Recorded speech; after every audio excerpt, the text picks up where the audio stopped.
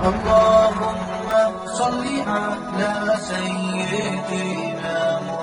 محمد يا رب صل وسلم دائما أبدا على حبيبي. السلام علیکم ورحمۃ اللہ وبرکاتہ۔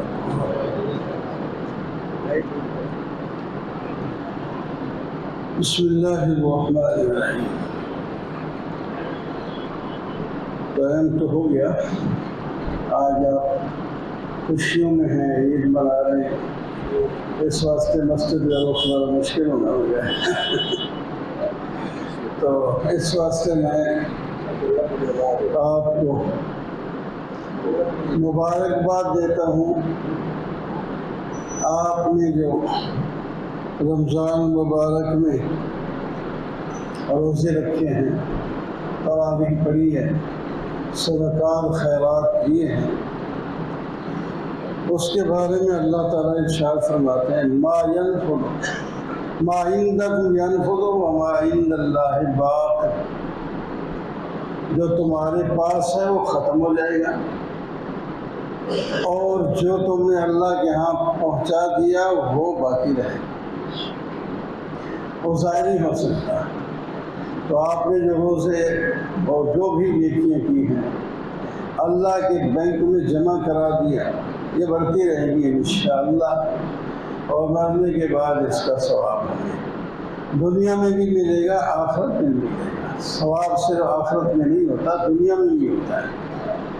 دنیا میں بھی اس کے فوائد ہوتے ہیں۔ رابعہ بصریہ رحمہ اللہ ایک بزرگ گزری ہے عورت،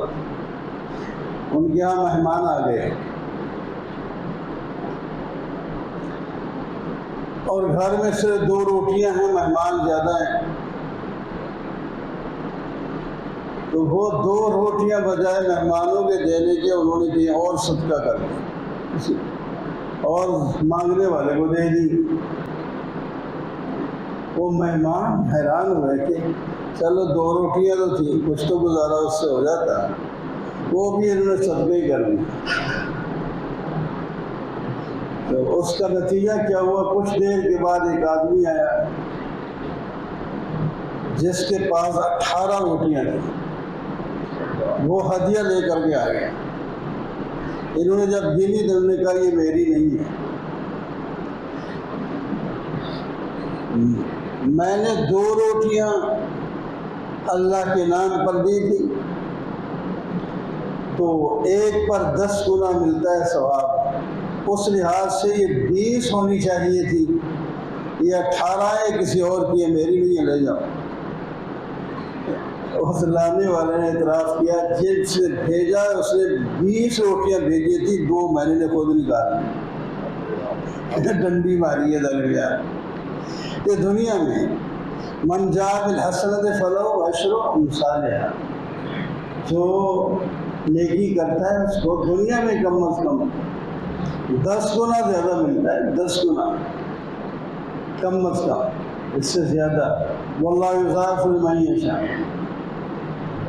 ایک آیت میں 700 گنا مثال کے ساتھ فرمایا۔ اب ایک دانہ زمین میں لگائیں، اس کی 7 شاخیں نکلیں، ہر ایک پر ایک خوشہ لگے اور ہر خوشے میں 100 دانے ہوں،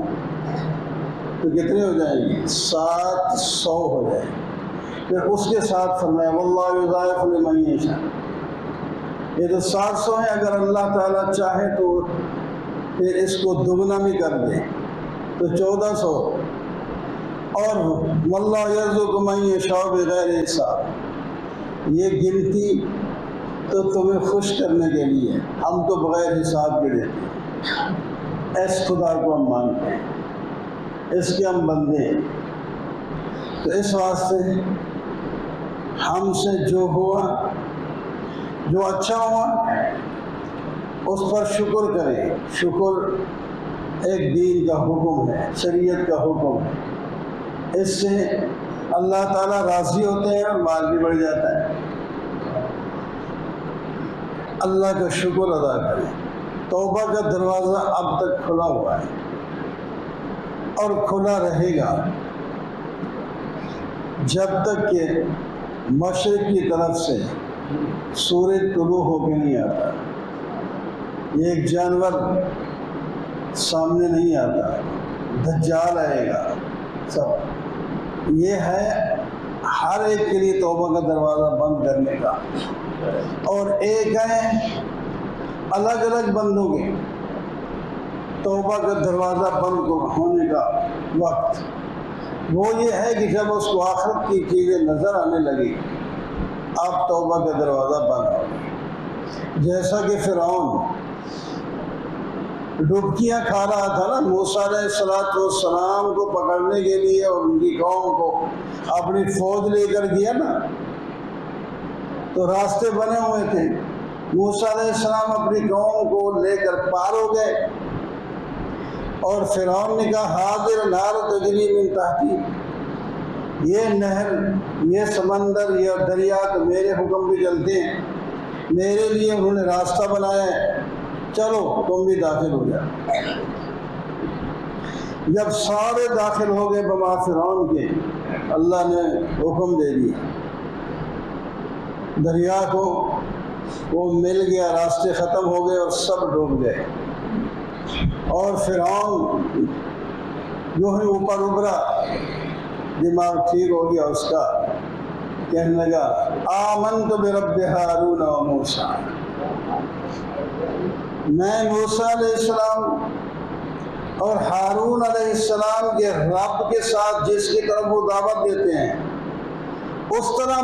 ایمان لایا ہوں جیسے کہ بنی اسرائیل ایمان لائی ہے، تاکید کر کر کے کہتا ہے۔ قرآن پاک 11ویں پارے میں آتا ہے الآن وقد عصیت قبل وکنت من المفسدین، اب توبہ کا دروازہ بند ہو چکا ہے، اس سے پہلے آپ کو دعوتیں دی گئیں لیکن آپ نے نہیں مانا، اب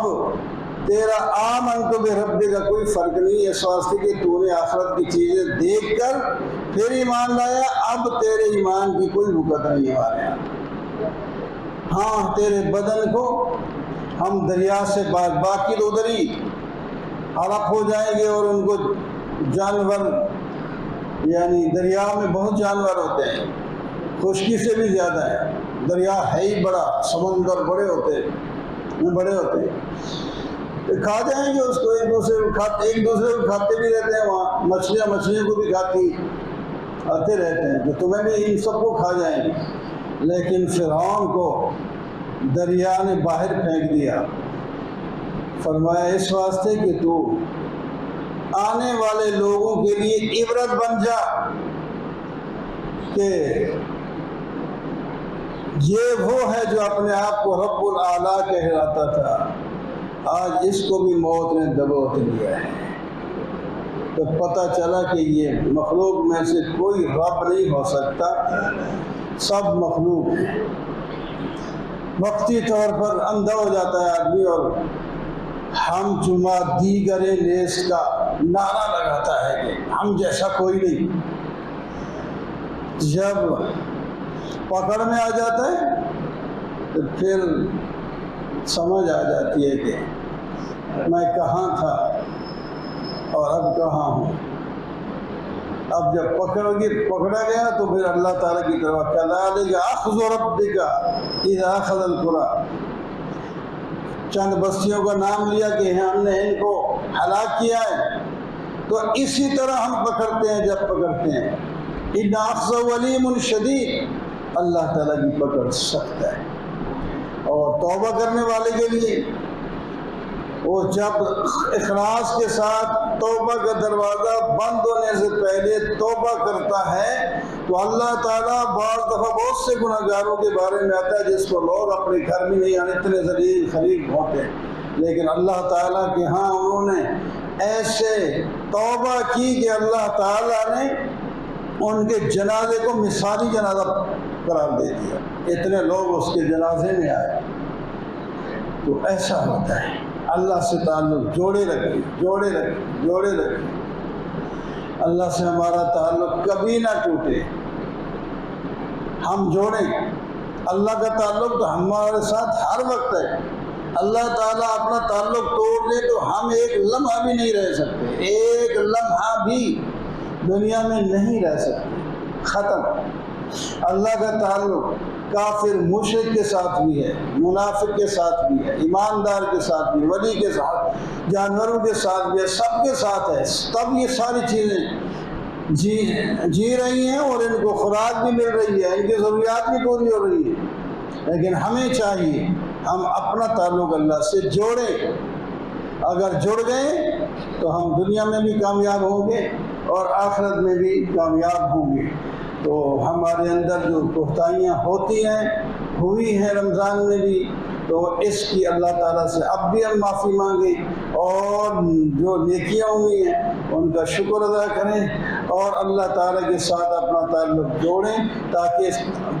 اچھے تعلق کے ساتھ ہم دنیا سے رخصت ہو کر دنیا اور آخرت کی کامیابیاں حاصل کر سکیں۔ وأقول قولي هذا والحمد لله رب العالمين۔